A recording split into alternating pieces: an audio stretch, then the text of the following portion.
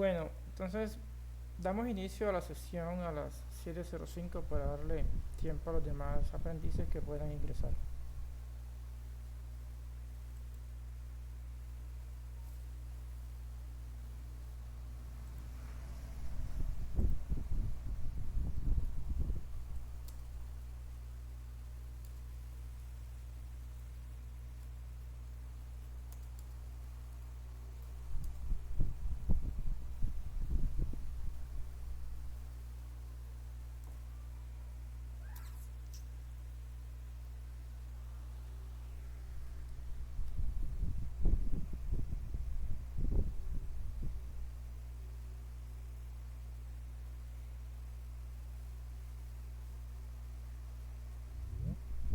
Colombianos, la situación para la oposición, la derecha del uribismo, se complica cada vez más. Es impresionante cómo Iván Cepeda, con los miembros del Frente Amplio que se está construyendo paso a paso y de forma muy tranquila para las elecciones del 8 de marzo, le está metiendo tanto terror y temor a esta gente que los tienen desestabilizados. Anoche veíamos que el Centro Democrático anunció a través de este comunicado que el candidato o la candidata de ese partido será escogido a dedo por Álvaro Uribe Vélez, que muy seguramente va a escoger no a un candidato o candidata del Centro Democrático, sino a Juan Carlos Pinzón, y dejará a esta señora Paola Holguín, María Fernanda Cabal y Paloma Valencia, pues esperando otros años más a ver si el líder del Centro Democrático les da el beneplácito para ser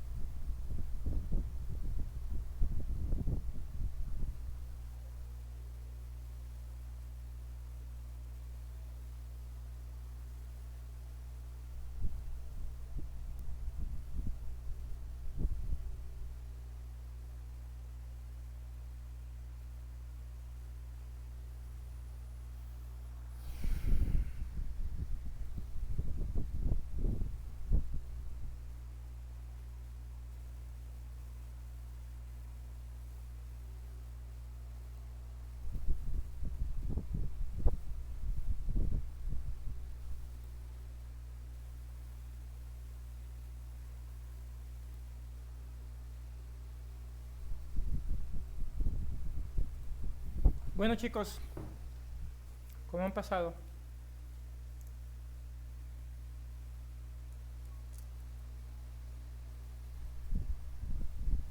Hello, ¿me logran escuchar?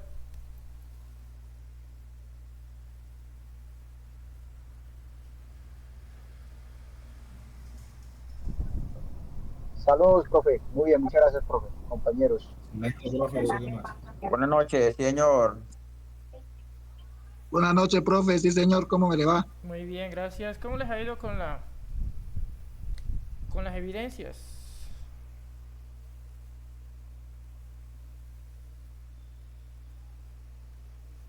¿No les ha ido?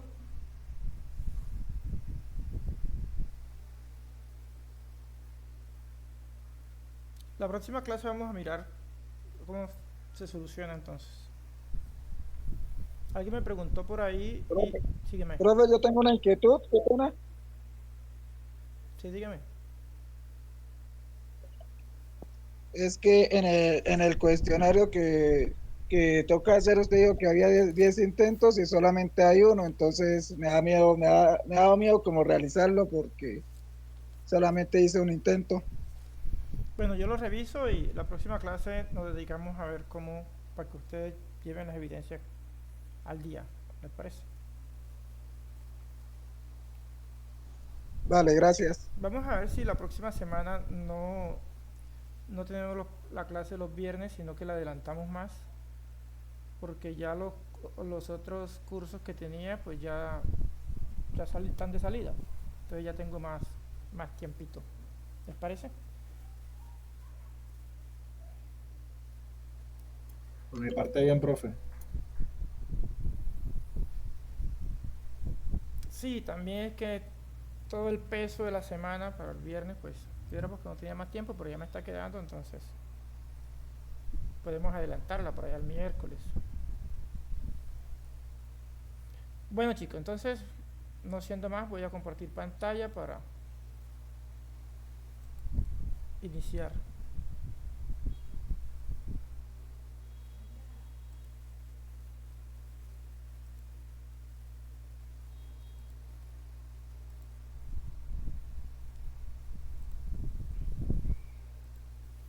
¿Logran ver mi pantalla?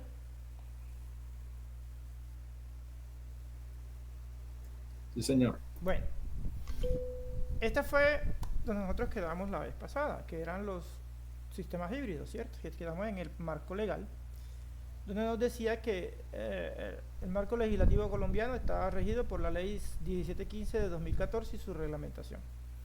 También decíamos que, la medición neta, que es el mecanismo que permite vender los excedentes, de vender entre comillas, porque lo habíamos quedado que era un intercambio, vender los excedentes de energía que su sistema inyecta a la red.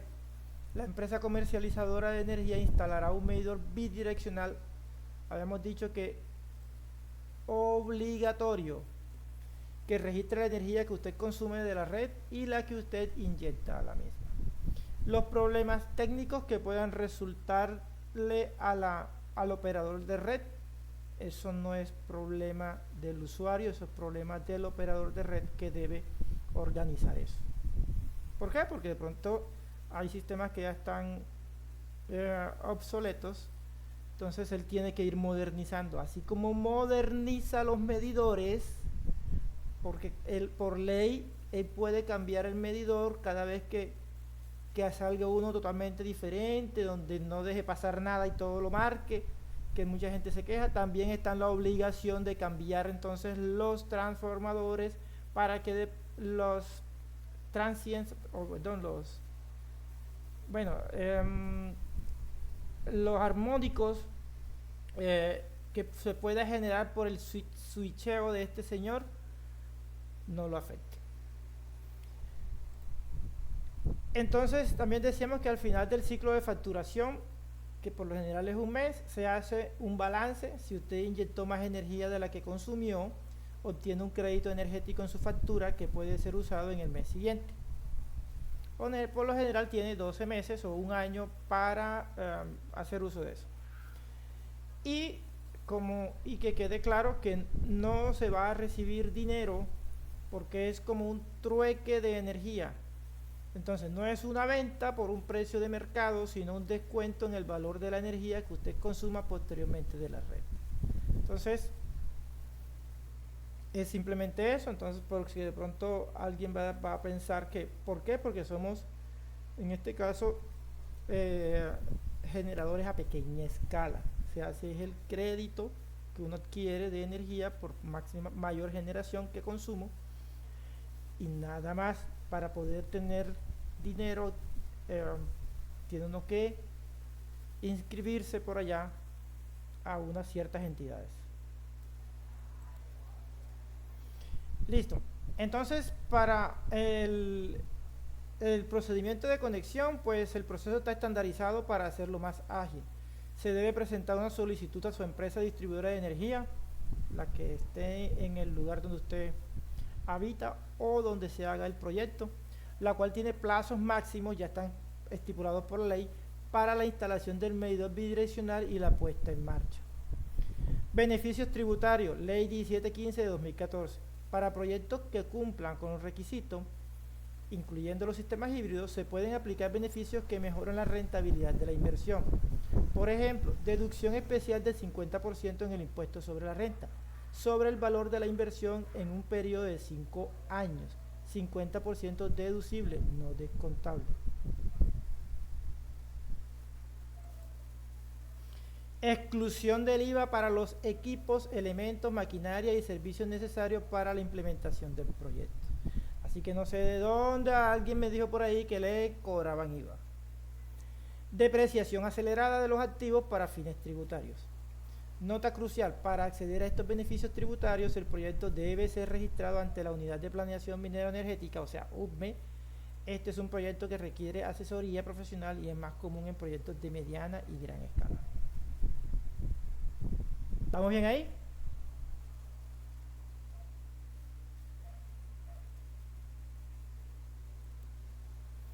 Conclusión, dice: un sistema fotovoltaico híbrido es la opción más versátil y resiliente para generar y consumir energía eléctrica en Colombia.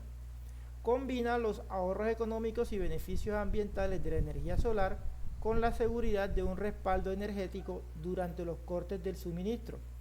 Todo ello enmarcado en una legislación robusta, como vuelve y se repite, la ley 1715 y sus decretos reglamentarios, que fomenta su implementación a través de mecanismos como la medición neta y beneficios tributarios. Para un proyecto exitoso es fundamental realizar un diseño adecuado por un ingeniero eléctrico o electrónico calificado y seguir los protocolos establecidos para la empresa distribuidora local, asegurando así un sistema seguro, eficiente y conforme a la ley. Digo electrónico porque los electrónicos podemos hacer toda esa clase de sistemas, porque no el tope del voltaje, que son más de 1000 voltios, aquí nosotros no manejamos esa cantidad.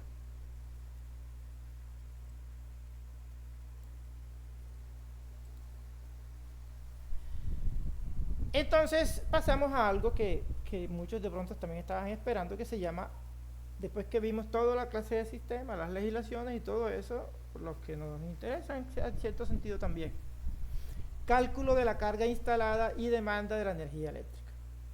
Entonces, el cálculo de la carga instalada y la demanda de la energía eléctrica son requeridos como punto de partida para el diseño de un sistema fotovoltaico, especialmente para los sistemas autónomos, donde la cantidad de paneles, inversores, baterías y demás están determinados por la demanda energética del lugar de instalación.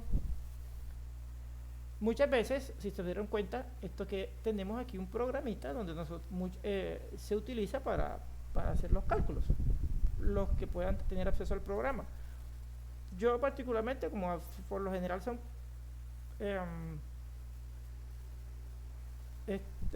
proyectos pequeños, tengo una hoja Excel que ya yo desarrollé y ahí uno mete los datos y va mismo arrojando. Entonces, existen dos métodos para obtener la demanda de energía eléctrica de un lugar. Uno es la demanda calculada y otra es la demanda medida.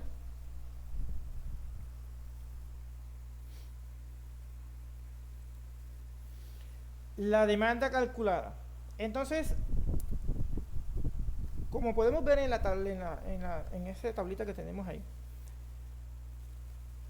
la demanda calculada no es otra cosa sino nosotros irnos a la placa característica de cada equipo, miramos la potencia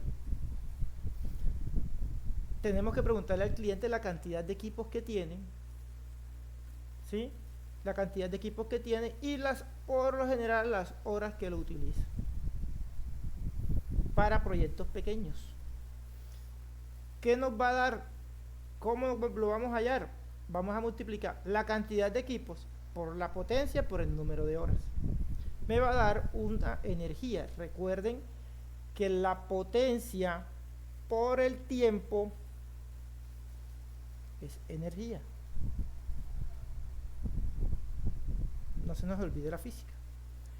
Entonces, y con la cantidad de equipos, pues nos va a dar los vatios o kilovatios hora diaria. Entonces aquí tenemos una nevera, consume 300 vatios y se supone que son 12 horas. Si nosotros multiplicamos esto nos da 3600. Bombillos LED de 10 vatios. Entonces, 5 bombillos, 10 vatios, se supone que son 8 horas. Multiplicamos esto, 50 por 8, 400. Y así sucesivamente con cada uno de los equipos que pueda tener la vivienda, edificio o el lugar donde nosotros vayamos a instalar. En este caso es una vivienda pequeña, ¿cierto? Nos vamos directamente a la otra es irse a la página de los operadores de red, que por lo general ellos tienen también cuánto consumen ciertos equipos, ¿sí? Ellos después en su página tienen esos datos porque hay algo dentro del operador de red, y es que cuando no está... ¿Sí me logran escuchar bien? Noto como muy callado. Listo. Sí, profe, sí, pero lo que pasa es que es tan importante la clase que hay que prestarle mucha atención. Pero Gracias. estamos bien conectados. Entonces, los operadores de red tienen, cuando no instalan el medidor, porque hay veces que hicieron una casa en cierta parte, hacen la solicitud para que le instalen el medidor, resulta que, como todo en Colombia, hay veces que no tienen medidor, pero necesitan mandarle el recibo, porque ese señor ya se conectó. Entonces hacen algo que se llama aforo, y le mandan el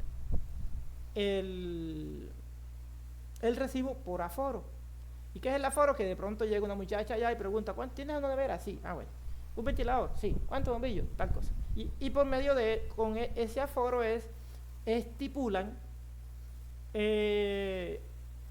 ya se sabe, por ejemplo, cuánta potencia tiene. Entonces se le hace como un cálculo ahí somero de cuánto posiblemente se puede gastar y le mandan el recibo por aforo, ¿sí? Hay gente que cuenta con suerte que el aforo les viene bajito. Cuando fueron a hacer el censo no tenían el aire y les llega, porque acá yo he conocido personas así, les llega bajito, pero entonces no, yo me quiero legalizar. Bueno, legalícese, apenas se legaliza, pues, y ya le pones el medidor. Lo que no estaba dentro del aforo, que era el aire acondicionado que había comprado el hijo cuando no estaba ahí, ya le aparece en la factura, y entonces ya se rasguen las vestiduras porque les llegó el consumo.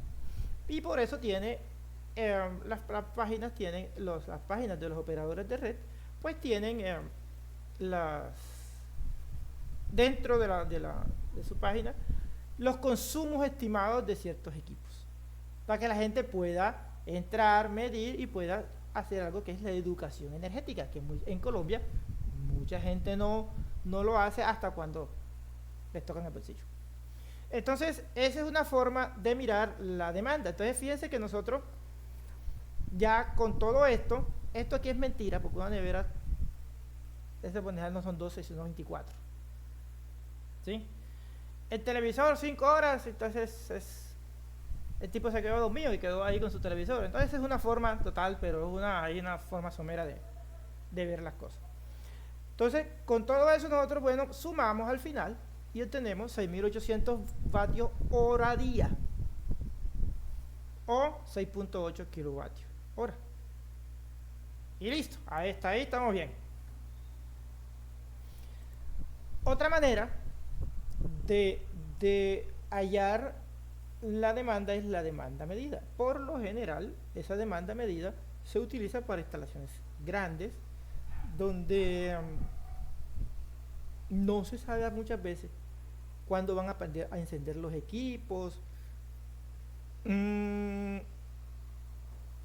Y no se lleva como con un control en una fábrica, cosas por el estilo, perdón. Entonces, se pueden instalar unos medidores que ya están en el mercado, o en su defecto, ese que yo tengo ahí, no estoy haciendo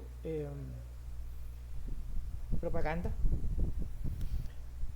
Esto que está aquí se llama un analizador de red. Entonces, fíjate que tiene aquí cada línea la tiene medida.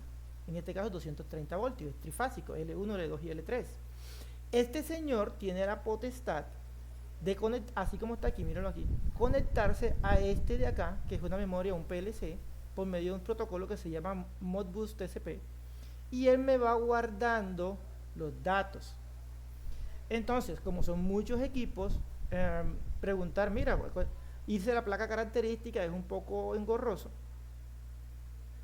Simplemente se puede medir hasta cada equipo, se instalan ciertos analizadores de red, se infiere después estadísticamente cuánto puede ser el consumo de cada equipo con las mismas características, pues si de pronto no tiene todo el dinero a poner a toda fábrica, a toda la planta, por decirlo así, sino a ciertos equipos en particular, o si no, se instala a la entrada. Alguien puede decirme, ajá, pero ¿y no es mejor uno venir y impedir el recibo de la energía? Pero resulta que en el recibo de la energía está toda la planta. Entonces el señor no tiene todo el dinero para poner toda la planta, sino como que los más críticos. Y podemos seccionar el problema utilizando esta clase de instrumentos para hacer nosotros nuestro diseño, ¿sí? Y saber cuántos son cuáles son los equipos que están un poco críticos y cuáles son los que podemos conectar a nuestro sistema de fotovoltaico. Entonces fíjese que estas curvas, aquí tenemos unas curvas de demanda. Todos los operadores de red, de hecho, deben tener unas curvas de demanda, porque con estas curvas es que nosotros vamos a saber también las pérdidas. Cuando hay mayor demanda, pues yo creo que eso lo expliqué. Cuando hay mayor demanda es cuando se ocurren las mayores pérdidas, porque hay mayor corriente. Entonces, a grosso modo, de esa forma es que nosotros podemos medir una vez calculada, obtener la demanda, que es una es calculada y la otra es medida.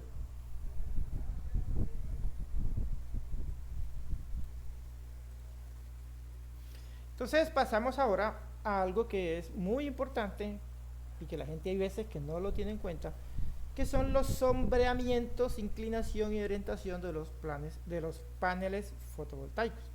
Entonces, para el análisis de los sistemas fotovoltaicos existen pérdidas de energía asociadas a la instalación de los paneles y a los obstáculos presentes alrededor de la instalación. En general, existen dos tipos de pérdidas asociadas al lugar de la instalación, que son las pérdidas por sombreamiento. Como nosotros podemos ver aquí, en un momento las personas, pues los instaladores, la gente por lo general se dedica a vender paneles solares e instalan y listo, y no se dan cuenta que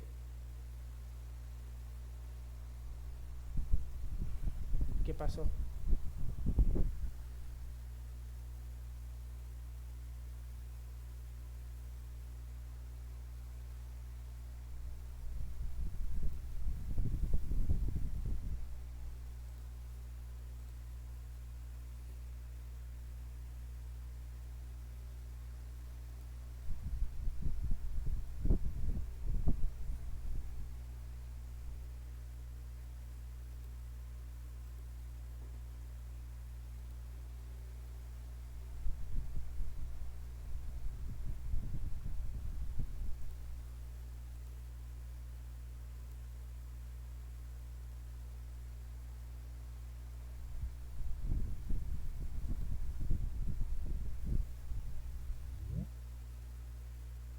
caí, parece.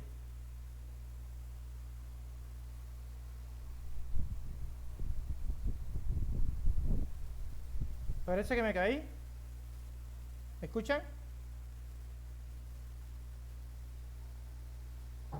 Profe, ahora sí, pero sí, yo estaba preocupado porque pensé que era yo. Pues por donde estoy la señal está un poco molestona, no me encuentro en mi casa, pues pensé que era eso y ya estaba asustado, pero sí, No, yo ya se sentía... le volvió a escuchar. Ok. ¿Por dónde quedamos acá?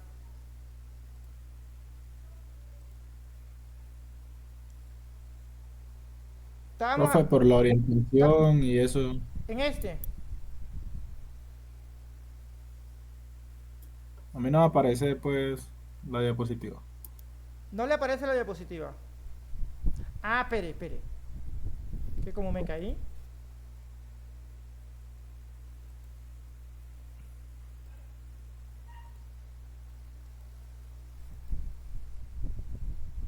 Ahora sí. Ahora sí. Sí, señor. Estábamos aquí, ¿no? Que nosotros medíamos, que podíamos medir las señales. Sí, señor. Entonces, listo, entonces decíamos que existen medidores normalitos y podían existir medidores con diferentes tecnologías, desde los más avanzados como son los analizadores de redes, y que los analizadores de redes nosotros podemos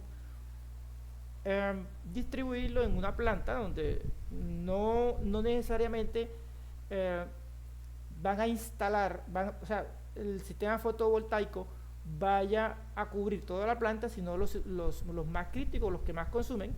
Entonces, podemos utilizarlos para medir ciertos equipos y con base en ellos nosotros calculamos nuestro sistema. Eso ya lo habían escuchado, eso sí lo habían escuchado, ¿cierto? Sí, señor, sí, Bueno, señor. listo. Entonces quedó de dos formas, que es la de obtener la demanda, una es medida y la otra es calculada. Ya pasando por ahí, tenemos entonces algo que se llama el sombreamiento, inclinación y orientación. Entonces, para el análisis de los sistemas fotovoltaicos existen pérdidas de energía asociadas a las instalaciones de los paneles y a los obstáculos presentes alrededor de la instalación. Dicen que existen dos formas de pérdidas asociadas al lugar de la instalación. Una es las pérdidas por sombreamiento. Entonces, ¿qué pasa? Que muchas veces los que van a instalar o venden el proyecto, o venden la idea para la instalación del proyecto, ellos mismos consiguen sus proveedores y empiezan a montarlo, porque la idea es montarlo y listo, sin entrar en detalle. Pero no nos damos, no se percata, entonces miran a simple vista, un día hagan un día y ven que cómo está, cómo se mueve la Tierra con respecto al Sol, y fácil, no hay nada, pues hagámosle. Resulta y acontece que la Tierra no rota solamente, también se traslada. Y en ese proceso de traslación, la posición con respecto al Sol va cambiando. Entonces, en un periodo del año, este árbol pueda que no le dé sombra. Pero en la medida que la Tierra va rotando, esto llega a generar sombra. ¿Sí? Entonces, ¿qué pasa? El cálculo del sombreamiento es muy importante para cuantificar las pérdidas que se pueden tener por este efecto en una instalación. La presencia de sombra tendrá como consecuencia la disminución de la producción de electricidad. Por lo tanto, para el diseño de los sistemas fotovoltaicos se deben implementar configuraciones de instalación de los paneles solares de tal forma que se evite la influencia de las sombras. De hecho, las sombras no dejan que el panel funcione correctamente y puede causar daño a futuro. Entonces, fíjense que aquí, por ejemplo, no se tuvo en cuenta un obstáculo que estaba por ahí. Lo mismo acá y lo mismo aquí. Entonces, para identificar los efectos del sombreamiento producidos por los movimientos de la Tierra y ciertos elementos, se utilizan herramientas como los diagramas estereográficos los cuales permiten calcular si se va a tener sombras en la instalación, una vez sean conocidos el azimut, un ángulo, y la altura del edificio u obstáculo. Normalmente este tipo de pérdidas se calculan vía software o se utilizan tablas específicas para cada país donde se presentan unos factores de pérdidas que se deben aplicar. Hay veces, por lo general, cuando se van a instalar los paneles ya están los techos hechos y todo el cuento, y hay que mirar a ver entonces cómo se puede suplir. O sea, no se le puede hacer el quite, pero sí por lo menos, desafortunadamente,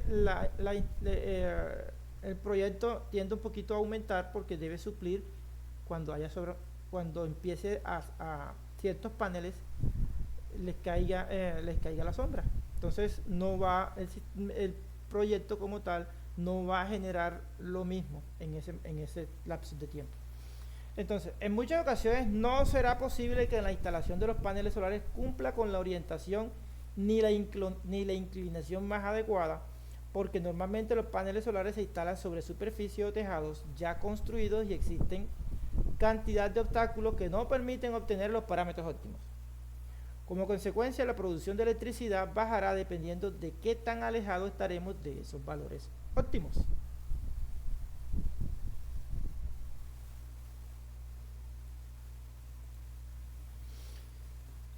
Las otras, ya vimos por sombreamiento, entonces los otros pérdidas son por inclinación y orientación.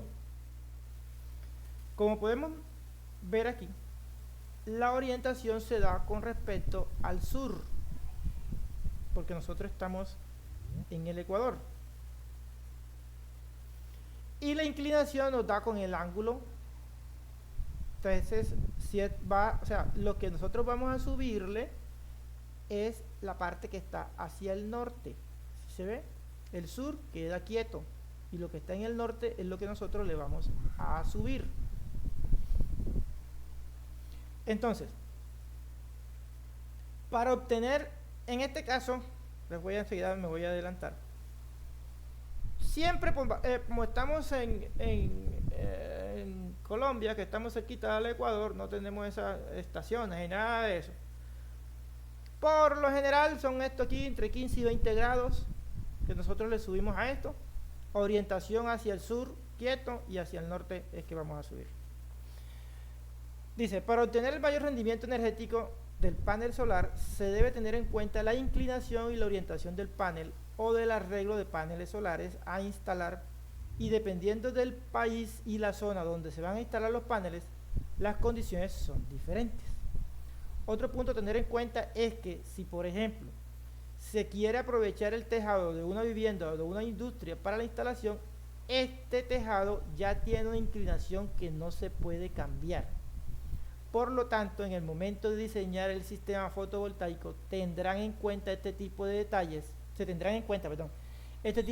para analizar la producción final de electricidad, lo que yo les había comentado ahora rato. ¿Sí? Y eso sí está muy claro. Por ejemplo, fíjense que tenemos que la orientación ya está dada, pero la inclinación nos está fallando. Aquí ciertos rayos se van a pasar, no van a llegar, y así sucesivamente. Aquí tiene lo recibe todos. Acá no, acá abajo no recibe, pero sí recibe acá. Porque ya el tejado, entonces por medio del tejado, pues aquí hay un sombramiento, qué sé yo, entonces solamente va a recibir de aquí hacia acá. Este aquí sí está bastante crítico.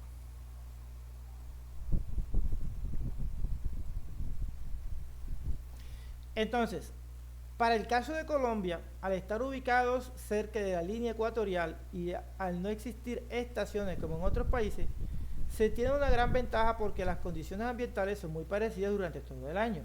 Debido a lo anterior, la orientación óptima para Colombia es instalar los paneles solares hacia el sur geográfico del lugar de instalación. Adicionalmente, la inclinación ideal de los paneles solares en Colombia está entre 10 y 20 grados con respecto a la línea paralela al suelo. Lo anterior para garantizar que en esa misma inclinación el panel solar pueda limpiarse de manera fácil. O sea, autolavado. Cuando llueva, todo el mugre baja.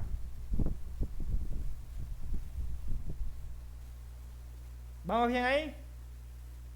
Entonces, hasta aquí no tenemos ninguna. Simplemente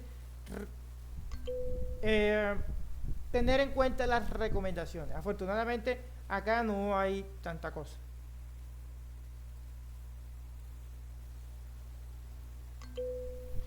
Entonces, ya que vimos sombreamiento, inclinación y orientación, miremos entonces un pequeño ejemplo. Dice, para el dimensionamiento de las instalaciones solares fotovoltaicas actualmente se utiliza software especializado. Sin embargo, para aplicaciones pequeñas como viviendas rurales se utiliza un método de cálculo sencillo que permite el diseño de instalaciones con herramientas convencionales como hoja de cálculo. Espero que ustedes sean un poco duchos, en este caso pues Excel o cualquiera que maneje. En este ejemplo se pretende dimensionar de forma básica, ojo, básica, una instalación solar fotovoltaica de tipo autónomo para la electrificación de una vivienda rural, esta de aquí, que quiera autoabastecer su consumo sin energía de la red principal. Cabe mencionar que se hace como ejercicio didáctico. Por lo tanto, algunos detalles de la inclinación como planos constructivos, de la instalación como planos constructivos, diagramas unifilares, puesta a tierra y demás no son tenidos en cuenta. Para los sistemas conectados a red se puede utilizar algunos de los pasos mostrados a continuación. Sin embargo, al ser un tipo de sistema diferente, algunos componentes como las baterías no están presentes. Eso ya lo acabamos de ver en la clase pasada. Entonces, fíjense, aquí tengo, como es didáctico, suponemos que todas las condiciones son ¿qué? Ideales. Tenemos nuestra vivienda rural y tenemos la determinación del consumo o demanda diaria. Es la tablita que teníamos anteriormente.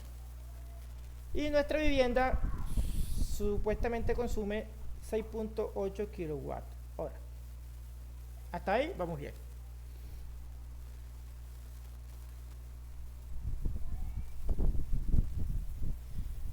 Entonces, determinación de la energía necesaria para el diseño. Una vez se calcula la energía eléctrica consumida por la vivienda, es necesario aplicar a este valor factores de multiplicación para que el diseño esté por encima de las especificaciones mínimas requeridas y sean suplidas las pérdidas que se presentan en los demás elementos como cables, regulador y conductores, por nombrar algunos. El ejemplo de los factores, el primero de los factores se denomina margen de seguridad y resulta de aumentar en un 15% el valor del consumo calculado en el paso anterior. Yo particularmente utilizo el 20%. Teniendo en cuenta lo anterior, el nuevo consumo con el margen de seguridad incluido del 15% es: consumo de margen 1 es igual al consumo calculado, lo que nosotros hallamos acá, que es 6.800 vatios hora día, más el 15%. Entonces, Profe, una preguntita y qué pena. ¿sí?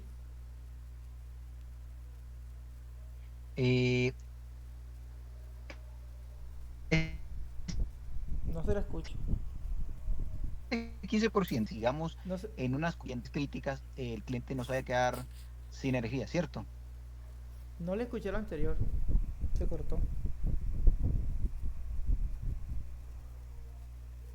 Tranquilo, no hay lío. Le decía, ese 15% que aumentamos a los cálculos es para tratar de que el cliente, digamos, en un momento crítico por el ambiente, por el tiempo, no se vaya a quedar sin energía. No.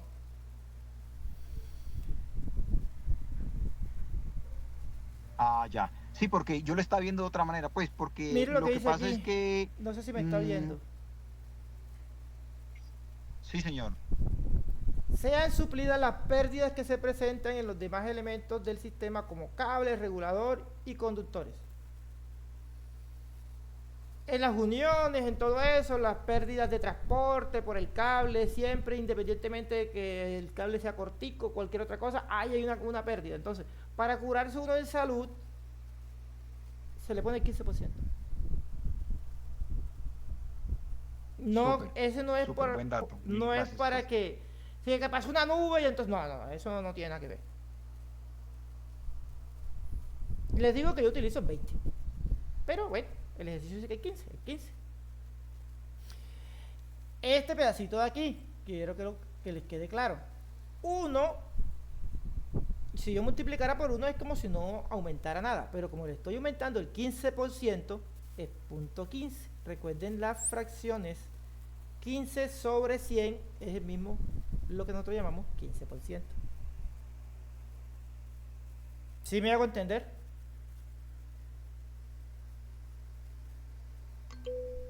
Sí, profe. Ok. Entonces, es lo mismo que 6.800 multiplicado por 1.15 y realmente me da es 7.820 vatios hora día. Fíjense que me aumentó 1 kilovatio. Eso es un margen de seguridad que nosotros tenemos ahí por ahora. No, vamos bien. ¿Cierto? Falta otra cosita.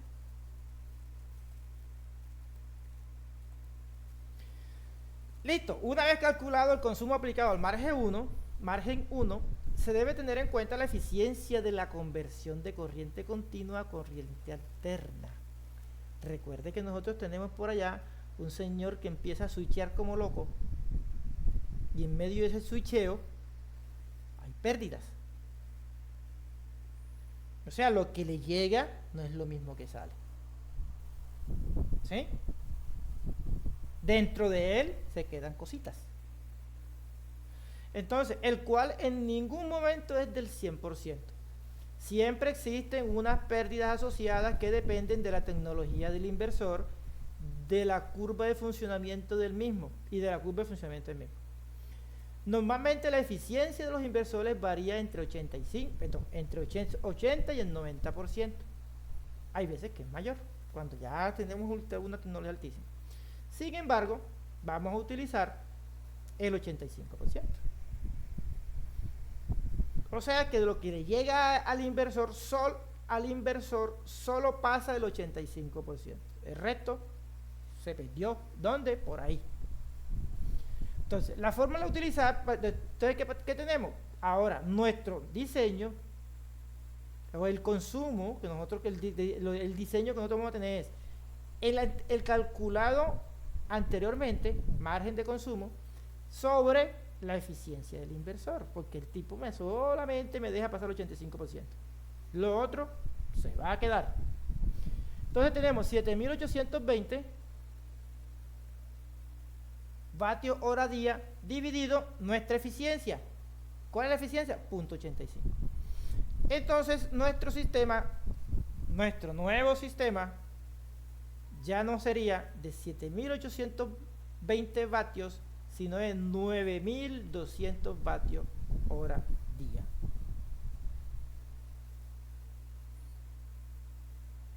Entonces, Mario, ahora sí, aquí sí estamos es para que nuestro sistema no genere, ojo, vamos a producir 9.200 vatios hora día para que nos pueda generar ¿cuánto?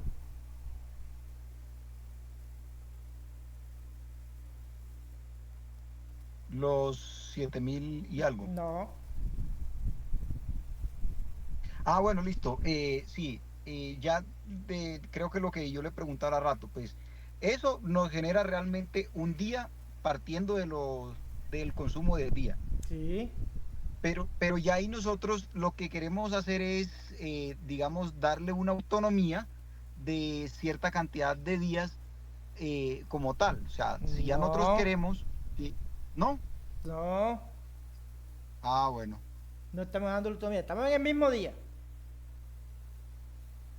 No hemos cambiado, estamos en el mismo día. ¿Quién ayuda a Mario?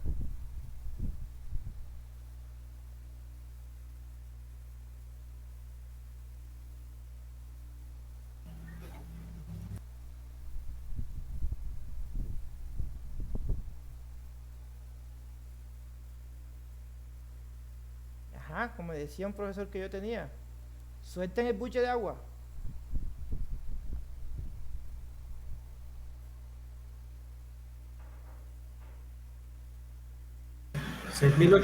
vatios hora día. Eso.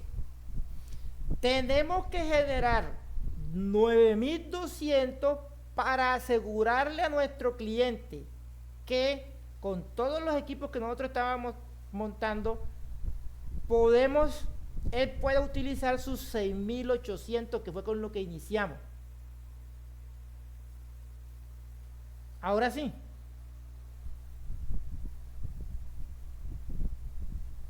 Sí, profe, claro que sí, claro que sí. ¿Sí? Porque el inversor se pierde en 15. Pues la eficiencia le vamos a meter algo y él nos va a devolver menos. Pero entonces, como nos va a devolver menos, tenemos que... ¿Cuánto es? Tenemos que aumentar para que él nos devuelva eso. Si nosotros nos devolvemos, nosotros al inversor le estamos metiendo, por ejemplo, 9.200. Pero como él nos devuelve el 85%, solamente sacamos 7.220. Pero esos 7.220, el 15% se quedan en los cables, en los reguladores, en todo eso. Y ahí sí vamos a tener los 6.800 inicial.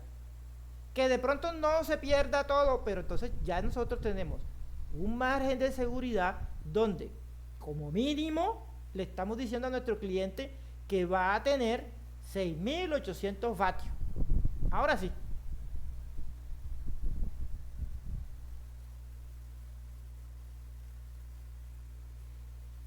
Sí, ok. Entonces, si tiene más, fabuloso. Fabuloso. Esas pérdidas que nosotros estimamos no se dieron y bueno, vamos bien. Berraco sería que tuviéramos menos. Ahí sí. Lo primero que van a decir, usted me hizo fue una barrabasada ahí no sean incuetantes.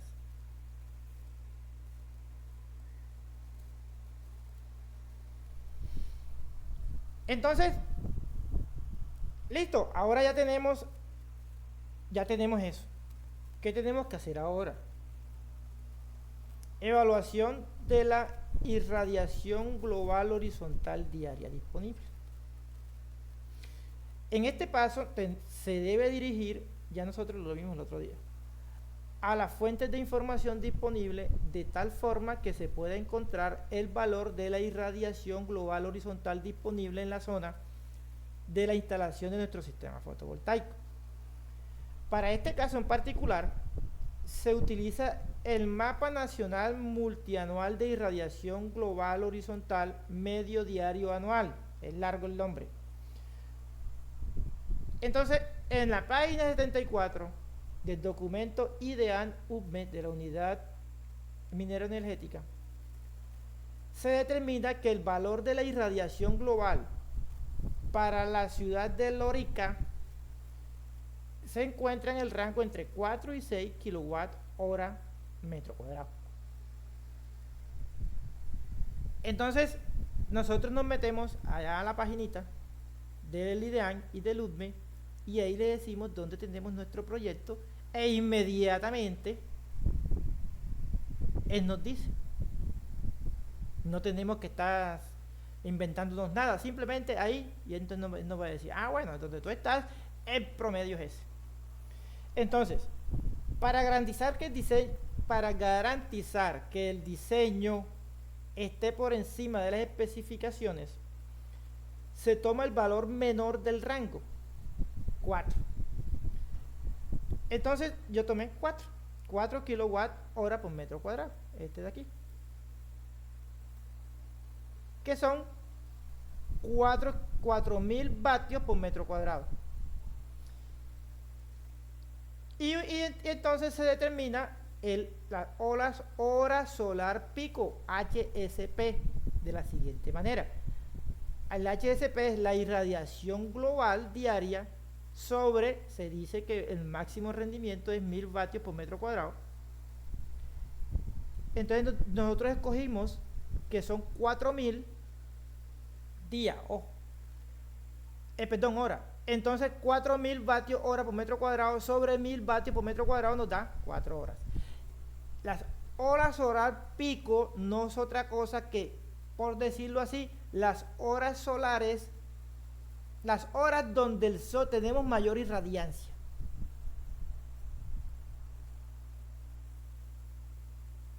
¿Sí? Con base en eso es que se calcula. ¿Quedamos claro ahí?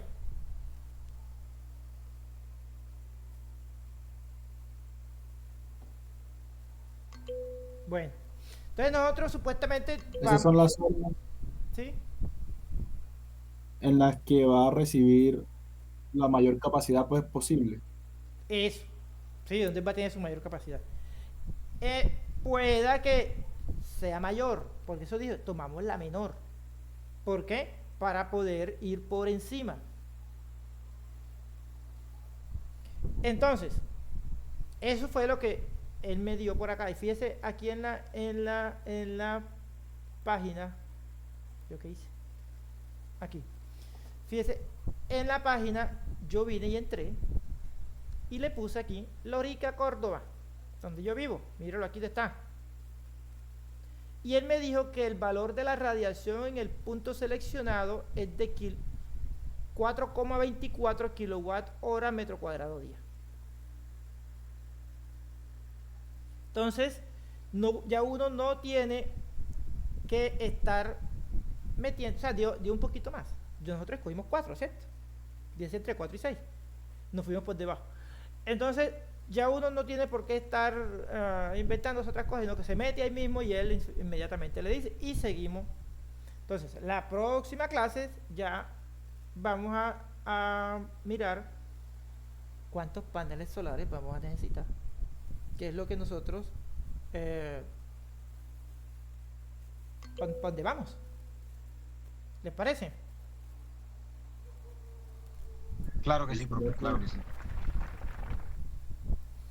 Entonces, chicos, pues gracias por asistir, que sigan pasando un feliz fin de semana y espero que les haya gustado la clase y nos vemos entonces la próxima semana. Muy buena la clase, profe. Muchas gracias y gracias a los compañeros. Hasta luego. Bueno, Feliz fin de semana. Vaya clase, profe. bueno chicos, que estén muy bien. Gracias, Hasta profesor. luego. Muy buena la clase.